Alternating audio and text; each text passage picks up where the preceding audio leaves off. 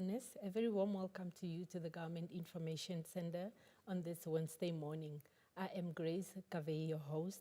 Please don't forget to join us on our social media pages, on our YouTube channel at MICT Namibia, on Facebook at Ministry of Information and Communication Technology. Now, on our Cabinet Committee briefing flagship this morning, we are joined in studio by Honorable Dr. Charles Mubita, the Deputy Minister of Defense and Veteran Affairs. Good morning, Honorable. Welcome to the Government Information Center. Thank you.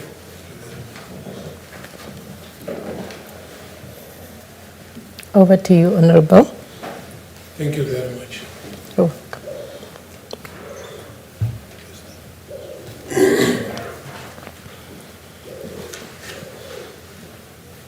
I'm pleased to report to the Namibian people the activities carried out by the Ministry of Defense and Veteran Affairs from the 1st of August 2024 to date. Fellow Namibians, members of the media, good morning. The government of the Republic of Namibia established the Ministry of Defense in terms of Chapter 5, Article 32, 3G of the Namibian Constitution to administer, manage, and employ the Namibian Defense Force in the defense of the territory and national interests of the Republic of Namibia. The addition of the Veterans Affairs portfolio in 2020 mandated the ministry to also address the plight of the veterans of the national liberation struggle through initiating and implementing programs and projects, including keeping the history of the national liberation struggle alive. For the past years, the ministry has successfully delivered on its mandate.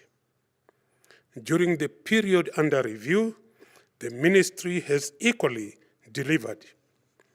Permit me, therefore, to present an account of the activities that our ministry has carried out in fulfillment of its mandate over the reporting period as follows. Number one, national security. The security situation in the country is calm and stable, with no significant threat to national security detected during the period under review. The NDF has persistently assisted the Namibian police in the maintenance of law and order. The NDF members have also continued participating in the conduct of anti-poaching activities and operations in the three major national parks, namely Etosha, Mangeti, and Bwabwata, assisting the Ministry of Environment, Forestry, and Tourism. I should mention that poaching of wildlife remains a great security concern because of its negative effects on the tourism industry and its potential for terrorism financing. The majority of the poachers are foreigners, especially from neighboring countries, who enter Namibia with the pretext of visiting their relatives. These same visitors do sometimes cross into neighboring countries in the darkness of night to perpetrate crime, including poaching and cattle rustling. This is the reason that the ministry has maintained the deployment of troops in places such as Sangwali, Ngoma, Kapani, Kasika, Linyanti, Malengalenga, and Lianchulu in the Zambezi region to combat illegal border crossing and other border-crossing crimes. The deployment of the troops has resulted in a huge reduction in the rate of poaching incidents and cross-border crimes. Number two, aid to civil authorities and civil powers. The ministry has continued to assist civil authorities and civil powers for many reasons. The Office of the Prime Minister has continued to receive noteworthy support for the distribution of drought relief aid in the 10 regions, namely Erongo, Paras, Kavango East and West, Kunene, Ohangwena, Omsati, Oshana, Oshikoto, and Omaheke. 52 drivers with 26 trucks have almost permanently been deployed for this task. In February and March this year, the ministry had deployed helicopters, vehicles, and personnel to assist the Office of the Prime Minister in the provision of humanitarian relief to affected communities in the Kunene, Ohangwena, Omsati, Oshana, and Oshikoto regions because of the heavy rains experienced in the country.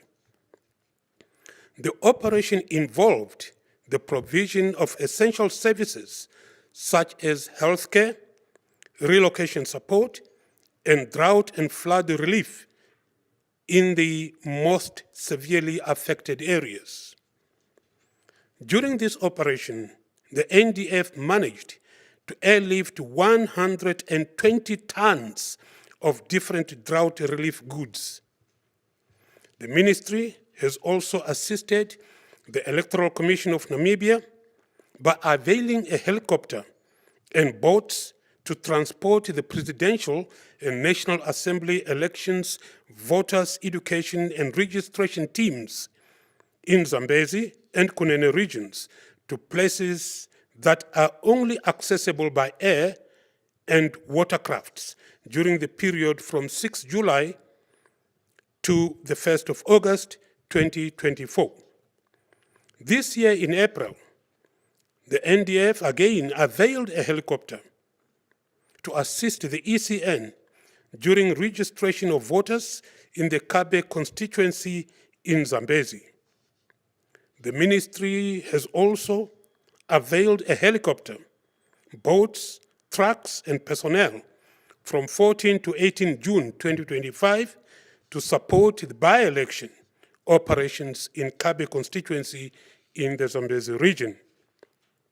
Number three, implementation of the African Union Border Management Program.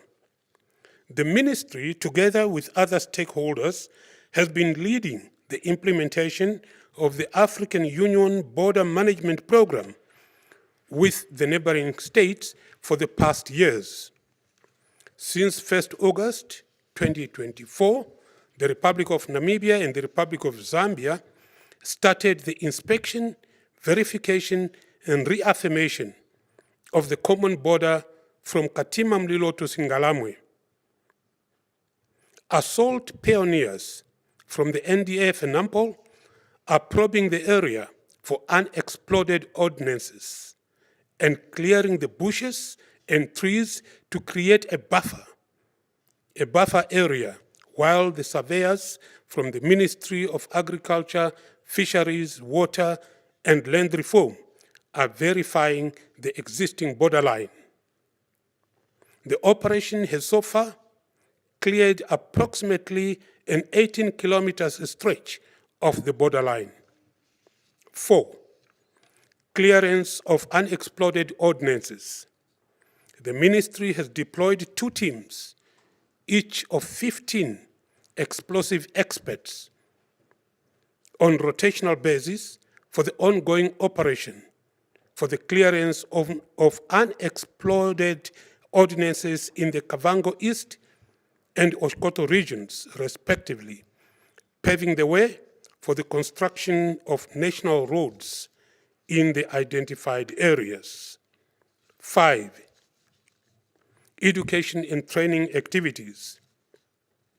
During peacetime, one of the ministry's most important priority is training.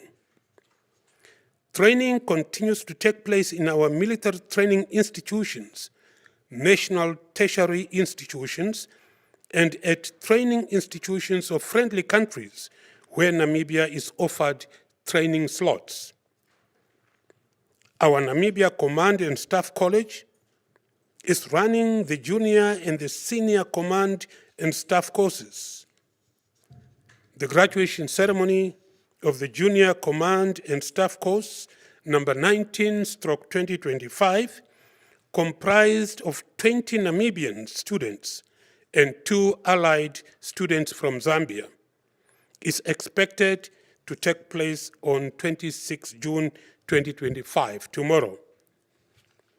The Senior Command and Staff course, which is comprised of 27 Namibians, 2 Kenyans, 2 Zambians, and 1 Botswana allied students, is expected to graduate in November 2025.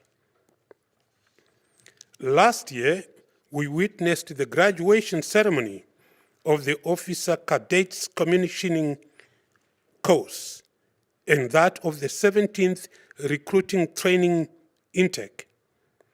On the 16th of June 2025, the Chief of the Namibia Defense Force, Air Marshal Martin Kambulu Phineas, officiated the opening of the 18th Recruiting Training Intake at the NDF Training Establishment in Osona.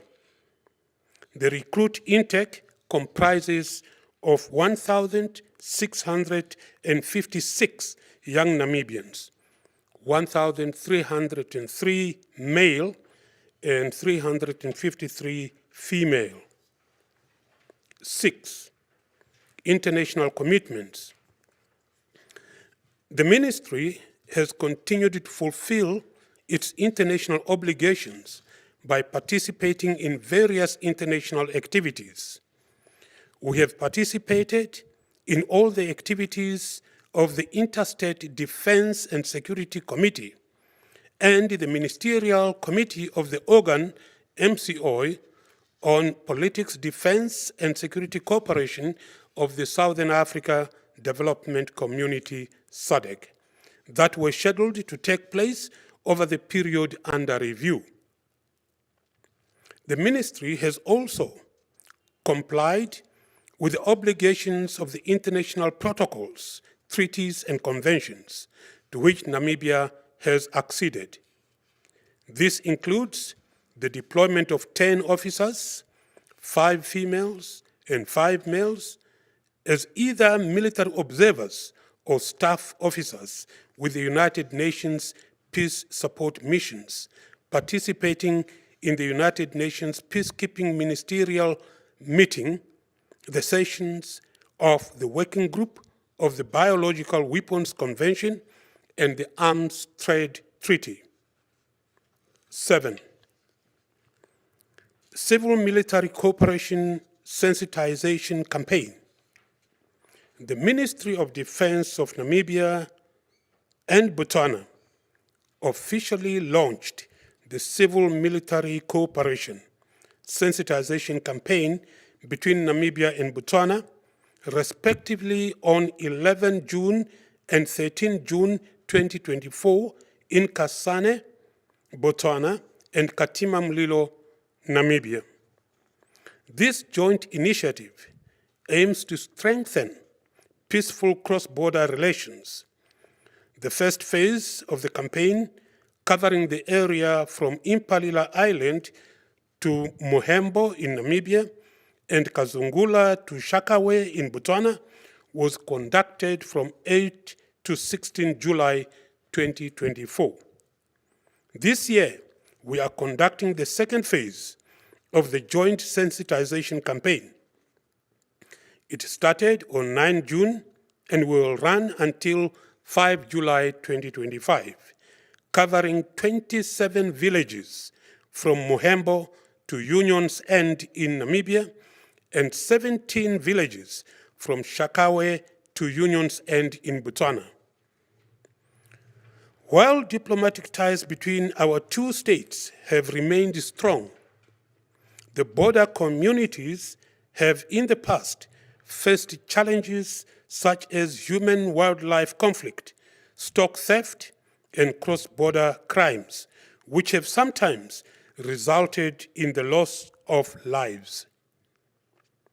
The CIMIC, which is the Civil Military Cooperation Sensitization Campaign initiative, seeks to sensitize the communities living in the border areas on the dangers of all sorts of border crimes by raising awareness and promoting peaceful coexistence and good neighborliness. 8. Veteran welfare programs. The ministry continues to integrate the veterans of the national liberation struggle into the socio-economic mainstream through a number of initiatives such as identification and registration of veterans, provision of the once-off lump sum gratuity, monthly subvention, improvement of welfare grant, and the individual veterans project. 1. Identification and registration. The identification and registration of veterans and dependents of deceased and living veterans is a process that involves the enumeration of each applicant's liberation struggle participation details, vetting of such information against the set qualification criteria outlined in Section 27 of the Veterans Act, Act number 2 of 2008. As at June 20, 2025, there are 23,998 living veterans, while 7,128 veterans have passed on. 2. Lump sum or once-off gratuity. Lump sum is a once-off gratuity paid out in two categories based on the year of participation in the liberation struggle. Those whose activities took place from 1959 to 1987 are paid 50,000 Namibia dollars, while those who participated from 1988 to 1989 are paid 20,000 Namibia dollars.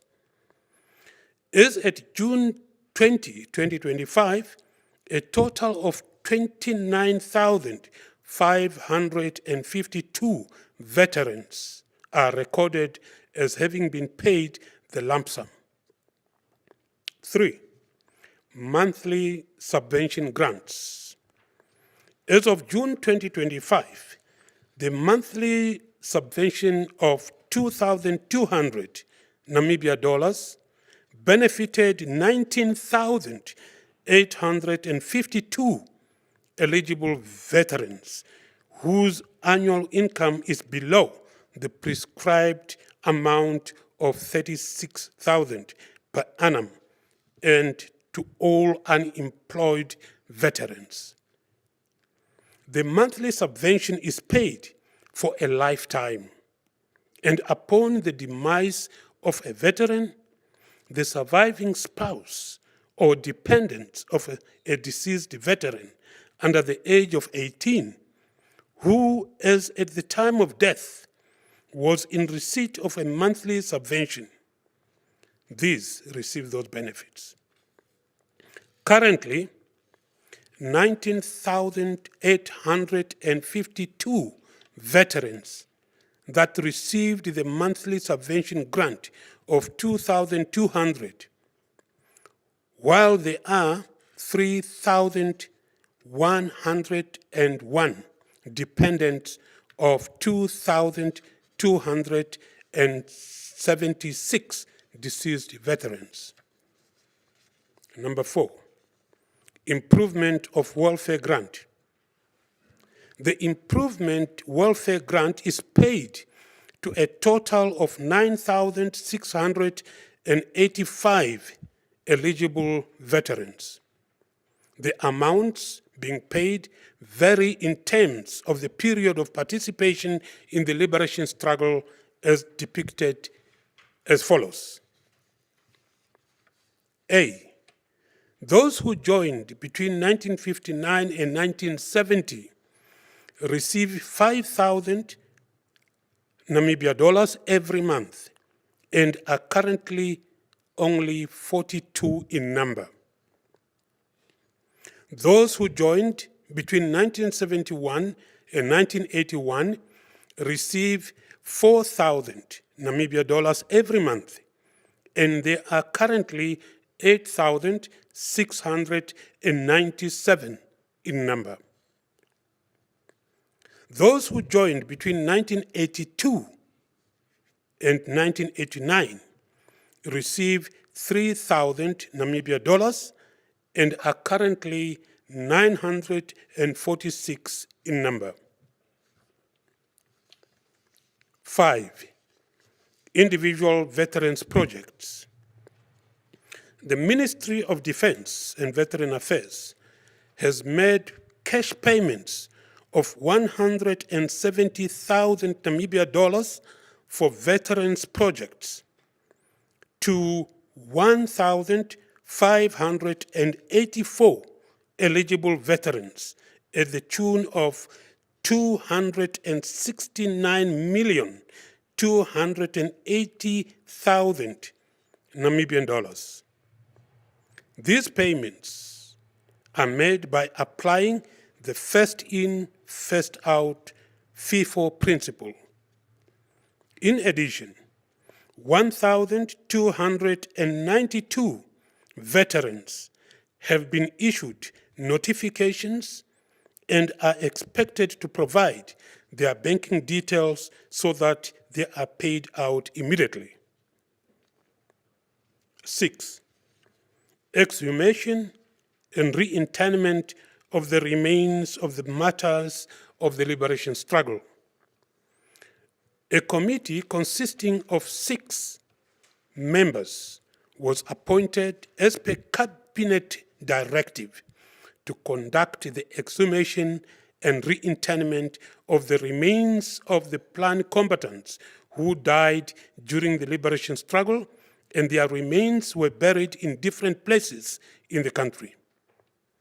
The committee has started its activities, and progress will be reported as and when necessary.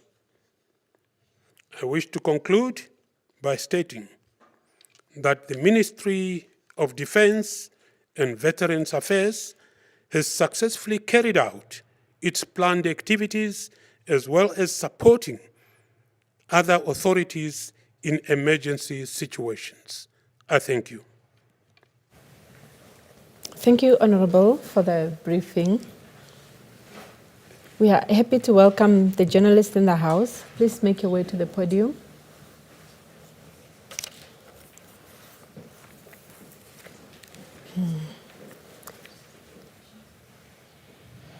Any journalist in the House? Please make your way to the podium. Okay. In absence of questions, viewers and listeners, that is all we had for you for now. Do join us again at 11 o'clock for a discussion on the commemoration of World Vitiligo Day. For now, it's goodbye.